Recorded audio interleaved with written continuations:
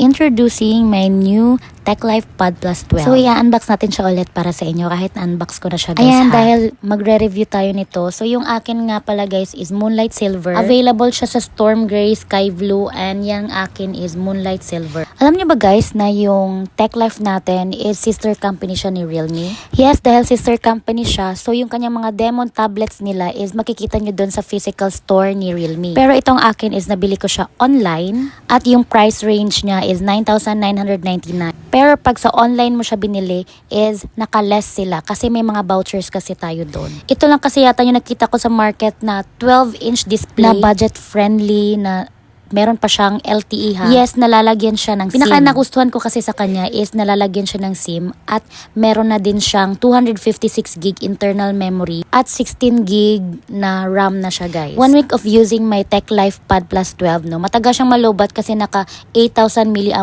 na rin yung kanyang battery capacity. Yung kanyang refresh rate is 60 Hz pero may 180 Hz touch sampling rate naman siya. Smooth na smooth yung kanyang paggamit mo and yung kanyang camera is naka 13 MP yung kanyang rear camera, yung front naman is 8 MP. Marami ka talagang mai-store dito kasi 256 gig siya and then mga suitable for watching video siya, viewing photos, reading websites, and mga documents. Sa mga naghahanap ng mga budget friendly guys, ito yung marirecommend ko sa inyo kasi maganda siya, malaki na rin yung kanyang tab at naka budget friendly na rin siya guys. Secure naman yung kanyang packaging guys no kasi from TechLife official store talaga tayo yung pinopromote natin dito guys no. Highly recommended siya for students, sa work, so mga parents dyan na undecided pa kung ano yung tablet na bibilhin nyo sa mga anak nyo.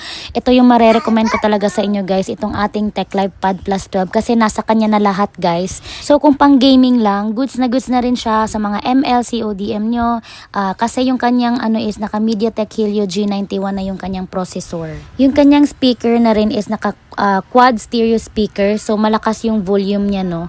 Ayan, so tinesting natin no, pinatawagan ko sa husband ko.